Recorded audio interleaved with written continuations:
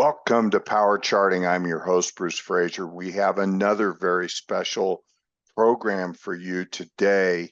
We are going to continue on with the discussion of chart reading the Wyckoff way with special guest Roman Bogomazov. Roman, thank you for joining. Absolutely, and as always, happy to be here. So there's so much that we can observe in charts just by paying attention. There's so much nuance, so much detail in the bars, in the volume, in the trends, that the stock or the indexes themselves can reveal much about where they want to go, what they want to do, just from their own action, their own behavior. Roman, your thoughts? So true. Wonderful. Well, we're going to keep going with that today and continue to demonstrate the wonderful and remarkable world of Wyckoff chart reading. So with that, what are we going to look at, Roman? Yeah, we have to go through the Wyckoff market discussion announcement. So yeah, we're going to have an open session, Bruce, on April 5th at 3 p.m. Pacific, and anyone is invited. It's a wonderful time. Please come join us. Go to wyckoffanalytics.com to sign up, and your information is kept in confidence. Don't share it with anybody. We would just love to have you there and have you join our Wyckoff community. So we'll see you on April 5th. Okay, sounds great. And so here is Tesla. Tell us what we're looking at, Roman.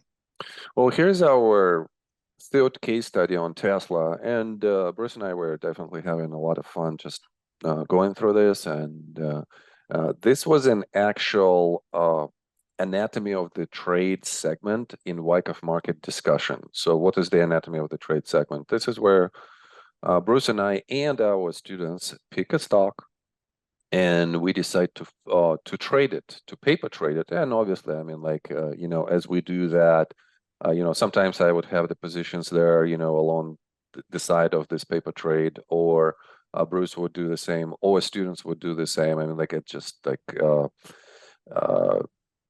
people could decide individually what they want to do. But as a class together, we decide whether we are going to open the position, whether we're going to keep the position, whether we're going to add to the position or trim the position or exit the position. So this was an actual week-to-week trade that we were following since the point of entry. And Bruce, I would say that this was a really good trade. I mean, like, I definitely have some things to say, maybe around the exit, maybe like about the add-ons. So why don't we just dive into this case study? And the first thing that we usually would do is just the analysis. So we are definitely, before the point of entry, seeing a trading range, a causality that is being created. And the first question that we need to answer in any of the trading ranges studies is, what is the bias? Bias is the question number one. The second one is the timing of phase C, phase D, and therefore your point of entry. And then the third question that we've added to kind of like the body of knowledge is, what is the character of the next move? And with that, Bruce, what are your first initial thoughts on the bias? I mean, like, what kind of bias studies would we be doing in this trading range? Well, initially, we are dealing with a downtrend of sorts. And so this downtrend is continuing to accelerate into the March lows. And thereafter, there is a stopping action and a larger automatic rally, which sets up a trading range, which does not necessarily mean accumulation. It could possibly be redistribution for another move down. And so we're at that point, we're watching the preparation of the stock as it gets ready to initiate another trend in the future. And that is where what's so important about chart reading is trying to determine the essence of whether or not it's under accumulation or distribution of sorts. One of the most important things in this downtrend, I think, is preliminary support. because preliminary support is a climactic event of sorts, high volume, wide-ranging bar with a very short, brief bounce, which cannot stop the decline. The next decline is very important because it could very well be into a selling climax, and that is the case here. And the thing that sets up the preliminary support as a point on the chart is that the selling climax is followed by an automatic rally. And I actually think that selling climaxes and automatic rallies are match sets. They go together. You need one and the other to happen in sequence. And we have that very thing here. Now we have the outer bounds of a trading range. Resistance is formed at the top of the automatic rally, support is formed at the bottom of the selling climax, and we look for trading to bound between those two levels for a period of time into the future. That's incredibly valuable information that is really provided to us by the Wyckoffian approach. Roman, your thoughts? Yeah, the very interesting question that students usually ask, because when we look at the execution of our trades, they usually happen when? After phase C or in phase C, in phase D, in early phase E. Those are usually the places where we would be thinking about opening the position. And therefore, the idea about the bias would have been formulated by that time. So therefore, students' questions usually is, well, what about phase A or phase B? Would you ever know in phase A right away what the bias is? And my answer to that always is, in some cases, yes, and in some cases, we need to have more information. Another answer that I give them, that with time, as you practice your skill, as you practice your Wyckoff analysis, you will see more in phase A and phase B, the bias characteristics. And the more you practice, the easier it is going to be to observe that, let's say, like, oh, it's an accumulation. So let's go through this really quickly, point by point. I'm just going to give you slightly, different points here, but they all will be about the idea that we're seeing some strength even in phases A and B. So as Bruce has started with the preliminary support, we're seeing that there is a lot of demand, hidden demand in this bar. The volume spike suggests that the demand is there, and right away you start thinking about the result, what kind of result this demand produces. So from the low, intraday low, into the close, because this is the open and this is the close for that bar, we're seeing that demand is actually taking control temporarily of this price move, price action. So therefore, there is some strength behind the demand. So you're already thinking like, even this could be preliminary support, this could be a selling climax at that point, but there is definitely some strength. As we go down into the selling climax, we're seeing a couple of things here. The extension below the preliminary support low is not that great for the selling climax. And if anything, the actual selling climax bar has also some demand and demand tail. That is also very important. So hidden demand produces the result right on the selling climax bar. That's really positive. Extension is not that great. That's really positive as well. The spread itself is not like extremely expanding spread. So that's also really good. So we have a second point of bullishness here. And again, this is the bullishness on the way down. So it's very confusing because the price goes down, but we're already thinking in terms of like, yeah, it looks strong. Then the actual change of behavior rally into the automatic rally high, and we see how demand is coming in. Demand is relatively high, and again, the bar, the true range of which is this from the previous close. So we're seeing that this is the best significant bar to the upside, and it's an extremely bullish bar. There is nothing else that we see before that has that type of intensity and aggression to the upside. Another bullish case here. Okay, then as we go into the secondary support, what do we see? We see some spacing between the selling climax line and the secondary support.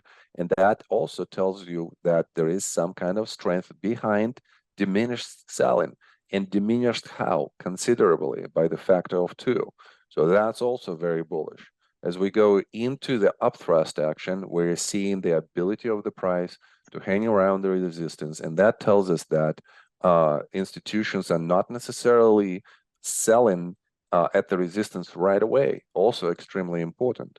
And then probably the main point, and this is what we're pushing our students usually to do, especially beginners and intermediate traders, figure out later on in the trading range the change from bearish behavior to bullish behavior. And one of the very noticeable things here is the decrease of volatility as we go into the late phase B, which I usually would associate it with the exhaustion by the demand and supply. And we're seeing how selling is exhausted here. The downward spread has diminished considerably, so therefore volatility goes down. And with that, we're not having such an aggressive move down as we have had before.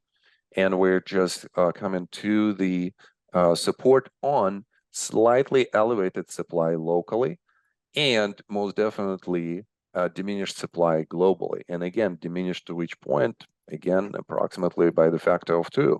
So that looks really great. And if we would look at this whole area, let's say like second part of phase B, phase C, and maybe early D, I would divide it even into 2 parts, 1 and 2. And you could see how volatility is being extinguished even more, and how selling becomes so dull.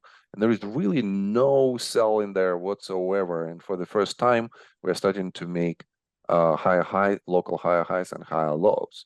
So with all of that, you kind of create what we call a Wyckoff story throughout the whole trading range, where you see the strength on the preliminary support, strength at the selling climax, strength on the change of behavior, strength on secondary test, strength on the upthrust action, strength on the way down into the exhaustion of the last reaction in phase B, and then decrease of volatility in C and early D.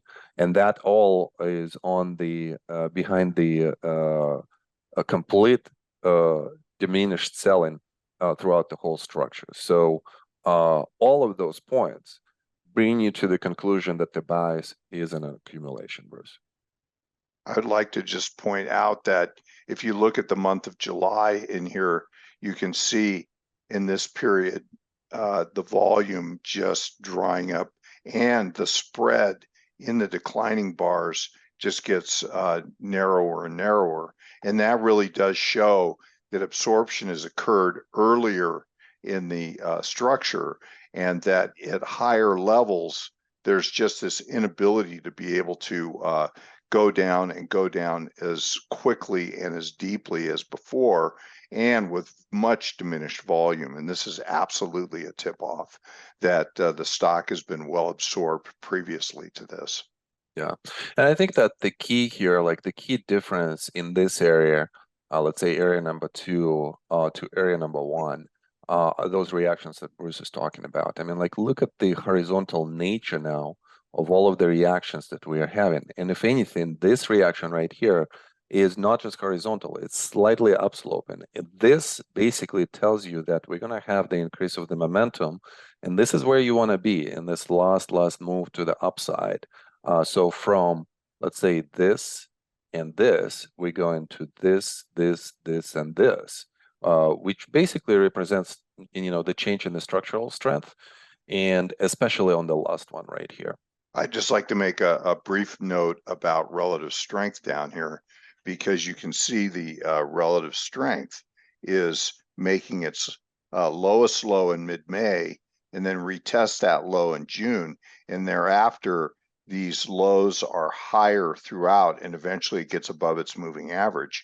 This really does show that the stock is starting to have very subtle strength inside of the market as a whole, and is starting to become leadership. So this is a big plus, I think.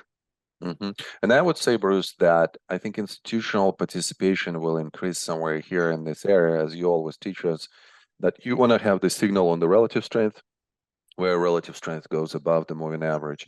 And you also want to have some kind of price structure at the same time. You want that synchronicity between the outperformance, a relative outperformance, and just the price breaking some kind of structure. So Absolutely. this Yes. would be an interesting, but a little bit late point of entry. And that's why is our methodology, it just allows us to kind of like get in earlier, even though let's say the relative strength might still be lagging a little bit. So that's kind of like a beauty of the method. Bruce, should we talk about now the actual trade? Please, let's do that. This is where the Oh, rubber meets the road. exactly. Well, I thought that our point of entry was just right on cue. I mean, what we're doing here is, and the question here is obviously like, could we have had an earlier point of entry? I think so. I mean, like we could have entered like on this bar right here. We probably could have entered on the earlier test of the previous attempt, to shake out a little bit locally. So there are a couple of places where I would say, yeah, you could nitpick and you could, enter here. But what we were waiting for on this specific bar is a confirmation because, we're sitting in the class, there are quite a lot of people there. So we want to make sure as we enter this type of trade and someone follows it, we are in a good standings in terms of like confirming the bullish character of the trading range. So that was the whole idea. Bruce, I like how the demand is increasing on the rally. I like how before that we're having an apex with the higher lows, and that resolves with the increase in institutional volume. So that just confirms that now we could potentially, try to overcome the resistance. This really points out a couple things. One is that we always want to evaluate our trades after the fact. We want to see how we could improve what we're doing by going back and doing these case studies as we're doing now. This is how you become better. And then the other part of it is that note that once phase C is in, then and you've identified phase C as the important test in the beginning of an upward stride, even in the trading range, in the potential accumulation, as we call it, is that you get busy and you start to trade. And so you're starting to identify those moments where you want to initiate low risk, high reward trades. And this occurs through phase C, phase D, and phase E, which are the upward trends and the pauses in those trends as you're going into a new stride of higher prices. Mm-hmm. Well, Bruce, I see two mistakes for this trade. So let's discuss the first mistake. I think that we had an opportunity to add, and these are the places where we could have added. The Tesla gave quite a lot of opportunities here to add to the position. And I'd say that, the more I study trading, and just the technical analysis in general, but specifically trading, the more I kind of see how in a lot of cases, there is a progression in the mental strength, in the mental execution of trading. And I would say that usually students concentrate first on the points of entry, stop loss movement, and exit. And when they mature into a more mature traders, then we will start talking about when you're correct, you gotta be a pig. And that's an expression from George Soros after his 1992 trade on British pound. Which he told to Druckenmiller, and when they were trading the pound. And so, yeah, and he basically said, like, we were right. So when we were right, we should have increased the size because they were, if I remember correctly, they were betting 4%. They were risking 4%. And he said, like, we should have been like at 7 or 8 for that particular trade, even though they made over $1 billion and they yeah. broke the central bank of England. So when you're right in a specific trade, and by being right, it doesn't mean that you're right on the next day. This is not what we mean. We mean that as the structure unfolds, you have an opportunity to add to the position, and those add-ons, which I call points of no return, the price never comes back to this point. And more importantly, those add-ons, those points are confirming and reconfirming that this is a bullish case and that we are in the established uptrend. So I would say like mistake number one here is just not having enough add-ons. Agreed. And also, I just point out that those entries that you highlighted were all pivots off of important tests of the uptrend. So attempts to pull back to the ongoing uptrend in the trading range, in the accumulation, but it's pivoting off of that and showing renewed strength, because that will happen in a good uptrend as you'll get that initial pivot. Great time to enter. Mm-hmm. So as we go along here with the structure and everything is unfolding, and by the way, imagine guys, we are trading this in the classroom from, let's say, June into November. I mean, like this is a very long period for us. In one class, week to week, discuss this and kind of like go along. I think that the second mistake was not necessarily in this area. I think this was done perfectly. I would not redo anything here. Maybe like some of the things that could have done a little bit better, but to me, this seems like that was totally efficient. What was slightly inefficient is this scale out number one. So let's talk about this. Like what are we doing there and why?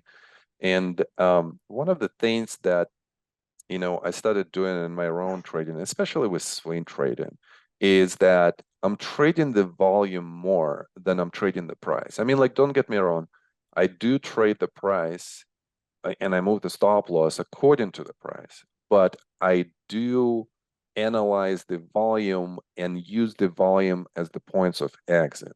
So for instance, as we see the volume here being somewhat homogeneous with some local spikes that identify specific points of stopping action. So for instance, behind those spikes, you're going to see hidden supply, right? So stopping action number one, stopping action number two, stopping action number three, or stopping action, well, I don't see it here.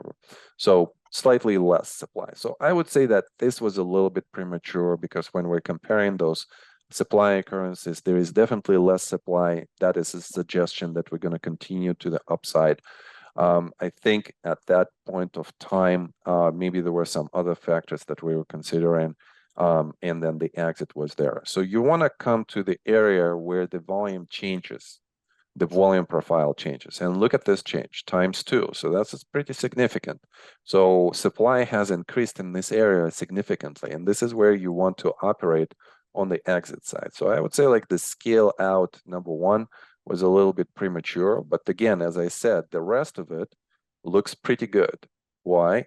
Well, here is the climactic action. We have the gap, we have the spread increase, we have the kind of like the attempt to reverse, and all of that comes on increased supply. So scaling out here is absolutely efficient. And then as we go up, I would say that this could have been an exit point as well on the way up. And then most definitely when we break the structure, after the slowing of the momentum, and this is very important as well, just analytically to see that. So we have the climactic run, and then momentum decreases only because momentum was really, really high right here in this area. So you want to get out at the first sign of the deterioration, gap down, attempt to go up, break of the small of the local uptrending channel, and you don't want to go to this bar, which is the change of behavior bar, because those are going to be extremely nasty and aggressive, and you might not even be able to get out pretty fast, especially with options. Your premium collapses pretty fast, so you're going to lose a lot. Your options trade exit should be on this bar and on this bar alone.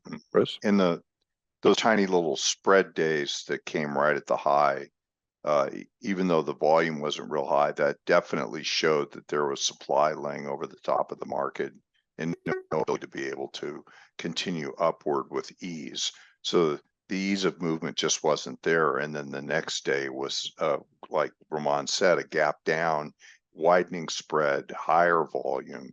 And when you have volume off the peak like that, that's a very important warning. And one last thought here. Hope dies last. So a lot of us and a lot of you would be hoping that the price will go higher. But what about this bar? I mean, like, look at the aggression of this bar. Do you see anything else on this chart like that? And obviously the volume signature increases as well. So just based on this, the question that I would be asking here, how profound of a trading range we're going to have after this, and what are my trading behaviors at this point? And obviously, as you see that it's so big, you just want to make sure that you get out efficiently. And if you're that late, one of the keys here is just to wait for some kind of secondary rally to come back to the previous level and just exit at a much more efficient price. Bruce? Very good. Yeah, I agree completely. And with that, we're done, Roman. And we'll be back next week with another case study. So see you then. Thank you, Roman. Thank you. Hey guys, Dave Keller here with StockCharts.com. Thanks so much for watching our video. If you enjoyed it, and we hope you did, hit the like button right below. Also, we have so much new content every day. Consider subscribing to the channel. Just hit the subscribe button in the video or right below. Thanks for watching. Stay safe. Have a fantastic day.